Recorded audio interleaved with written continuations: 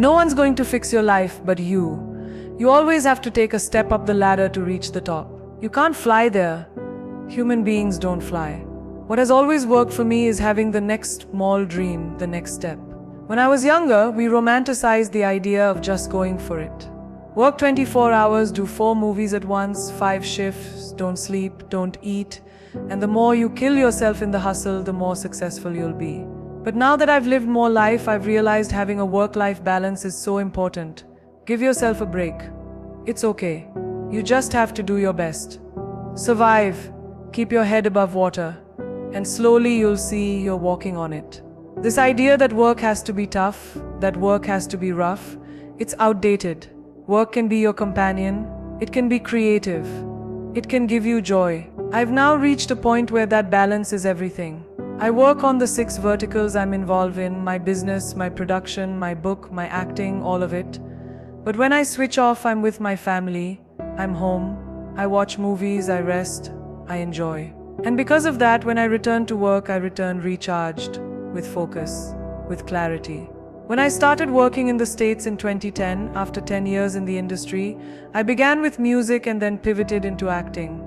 By 2020, 10 years later, I finally got my first leading role. That's how long it took. 10 years.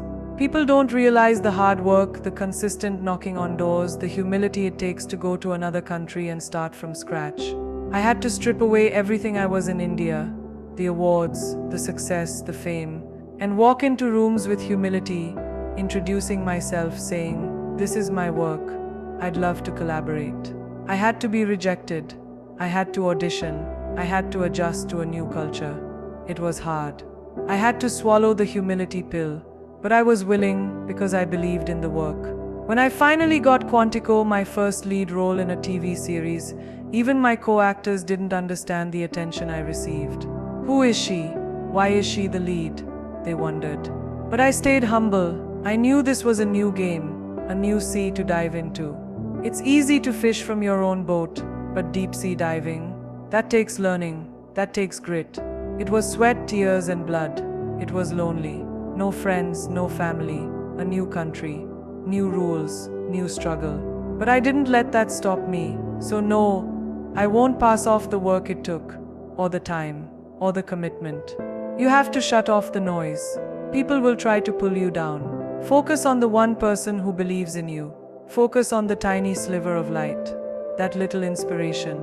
Because that's the hardest part, believing when everything is telling you not to. You have to ask yourself, do I have it in me to fight for myself? Or am I waiting for someone else to save me? That's an individual choice. Walk into a room, not with judgment, not with ego, but with openness. Don't say you're different, you speak a different language. That's not cool. People who speak different languages know something you don't. Be open, collaborate, learn, grow. I consider myself a student of life. I'm no longer running as fast. I'm thinking more about each step I take. I'm in a good, calm, grounded place.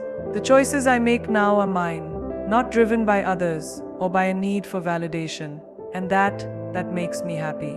Why am I lucky to live this life when another woman, somewhere else, with the same ambition and dreams, has none of these opportunities? I think about that a lot. Maybe I did something right.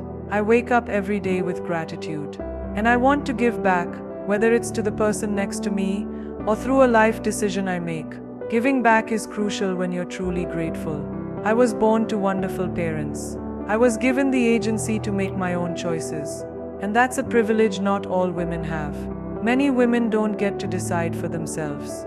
But my parents taught me, you must have your own opinion. Today we have fearless young women who say, I won't fit into the cookie-cutter mold my mother or grandmother had to live in. And that gives me goosebumps. I meet girls who have changed the trajectory of their families because of their bold choices. That's what makes history, not good girls, bold girls. Good girls don't make history. Bold people make history. If you want to be the lead actor in the movie of your life, you have to make choices that may be against the norm. That power might not come from your parents, your family, your boyfriend. It comes from you. And no one can give that to you. You have to find it in your gut. And please, don't surround yourself with toxic people. Don't let people stay in your space who mess with your head. Keep only those who are genuinely happy for you. Even if that's just two people, you're rich. I believe the meaning of life is purpose. We're born, we die. What we do in between, that's our legacy. Success, it's subjective. For one person, it's fame. For another, it's peace. For some, it's walking barefoot on a beach. For others, it's building empires. All are valid.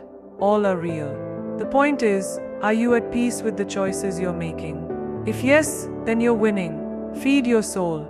Laugh. Eat ice cream. Hug your family.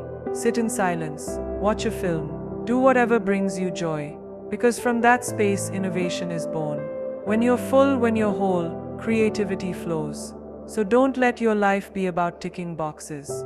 Don't let it be the bare minimum. Don't live stagnant. Evolve or be bored.